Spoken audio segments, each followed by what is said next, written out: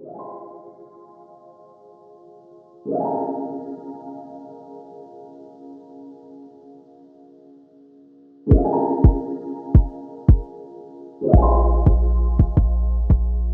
what's up, you guys? Welcome back to my channel.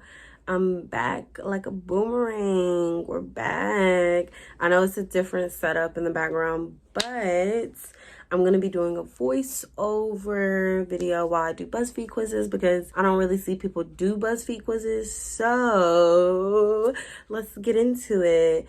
But I just wanted to say hi. How are ya? How you doing? I missed you. But in the next video, which comes out Friday, you'll be able to see my pretty little face throughout the whole video. I just kind of look crazy right now. I'm breaking out. It's been a stressful weekend, but I have to give y'all a video, of course. That's what a real creator does. Can't leave you behind. But I'm only gonna be doing 2 quizzes because both of the quizzes I chose are kind of long and lengthy and I talk too much. So yeah. Let's get into it. Okay, so for my first quiz, it is asking, do I honestly think that these Disney couples had a lasting happily ever after? I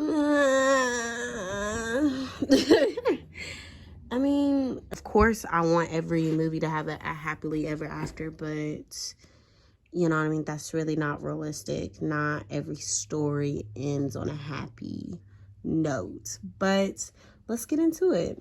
For the first one, it says, how about Aurora and Princess Philip? I don't think I ever really watched the classic Sleeping Beauty, but I definitely watched Maleficent with Angelina Jolie.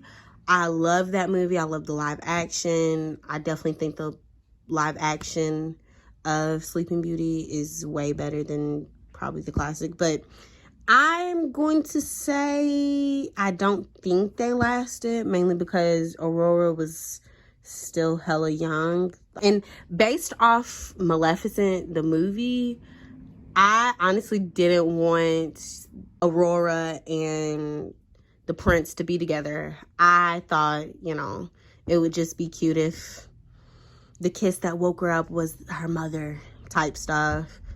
Kind of like how they did with Frozen, with like the sisterly love. Going towards Maleficent, I don't think that Aurora and Prince Philip ended up together, so I'm going to say I don't think so. Next is, do I think Ariel and Prince Eric, do I think they're still happy? Yes, period. I don't know if y'all seen the second Little Mermaid. They had a kid together. So yeah. I always thought that they were a really cute couple. I always thought Eric was so damn cute. But I also like how they met, you know what I mean? Well, met the second time. Because, you know, Ariel didn't have her voice and he still fell in love with her ass. So it's just like, it's so heartwarming to, you know, see that Eric still was, you know, intrigued by Ariel regardless of, you know, her voice or not. And plenty of people need to be like that and not think about the, you know, superficial stuff. But yeah, I definitely think Ariel and Eric, they lasted. They had to. Next is Bella and Prince Adam. I think that they definitely made it as well, mainly because she fell in love with this nigga whenever he was a beast. I mean, of course, we're not into bestiality, but I definitely like that she still loved him regardless of what he looked like, which is another thing, you know. People need to be like that. It shouldn't matter looks. It shouldn't matter, you know, race, color of the damn hair, texture of their hair. It shouldn't matter. None of those things should matter. It's in the inside that matters. So yeah, I definitely think Bella and Prince Adam, they definitely made it. Next on the list is Jasmine and Aladdin. Is this even a question? Jasmine and Aladdin, they're flying carpets right now. They're around the world right now. I thought you knew. They're in Dubai right now as we speak. Next is Texas. No, I'm just kidding. But yeah, Jasmine and Aladdin definitely had to make it. I can't really remember how they got together, but I know that I really liked the movie whenever I was younger. I really loved Aladdin, mainly because of the genie. R.I.P. Robin Williams. But yeah, I definitely think that Aladdin and Jasmine, they made it. Next on the list is Tiana and Prince Naveen. I love them. I love that they finally had a black princess. So, and I just like their story, the storytelling between the two. Like, you know, he's definitely preppy, uptight, spoiled, while she is a go-getter, very goal-oriented, hard worker.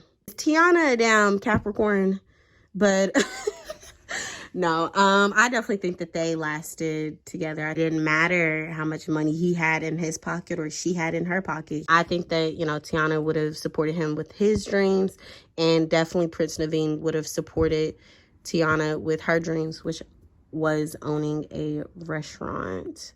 But yeah, they definitely last. Definitely true love. Next is Mulan and Shang. Oh my God. I love Mulan. I love Mulan. Sorry, I'm hitting the couch. I love Mulan. They had to have a happy ending. They had like a Mulan 2. Never can, you know, amount to the first one. But I think they lasted. I felt like he wanted to be with her ass as a boy. So yeah, I think that they're in game.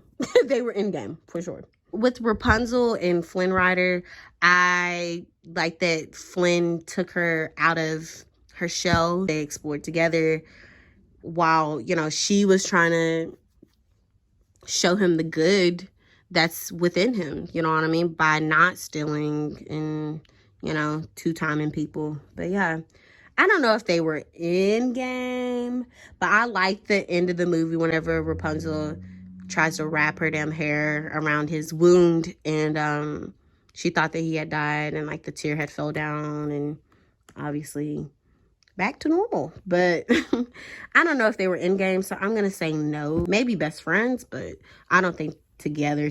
Last on the list is Anna and Kristoff. I definitely think they lived a happily ever after. They didn't have to necessarily be together, but I wouldn't mind them being together because I don't know, they both feel very comfortable and safe between one another type.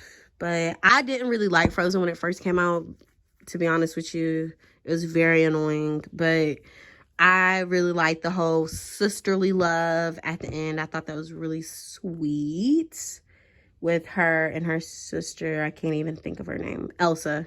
Anyway, okay, so next quiz is asking, what's my ideal relationship timeline? When is your first kiss?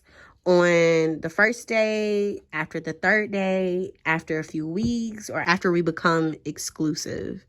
I feel like for a first kiss, after the third date, you know what I mean? Like, I don't care if you kiss on the first or the second, but if I'm actually serious about the person and I know that it's not just gonna be a one and done thing or a one night stand or a whatever, I would say after the third date, because you kind of want to keep the mystery. Next question is, when do you sleep together for the first time?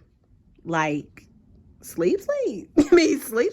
Or are we talking about bang bang? I mean, it don't matter. It's your preference. It don't matter. It's what you think. But for me, I would say the third day or either months later. You want to keep that, you know, sexual tension. You want to keep the surprise of it all, you know, the spontaneousness, because y'all don't really know each other unless y'all do know each other. Next question is, when do you talk about being exclusive?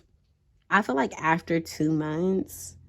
Because, like, after 3 weeks, that's such a short time. I feel like within that month of y'all going on dates, or within that month or two of y'all going on dates and stuff, you know, you're filling out that person. So I guess then that's when you could be exclusive.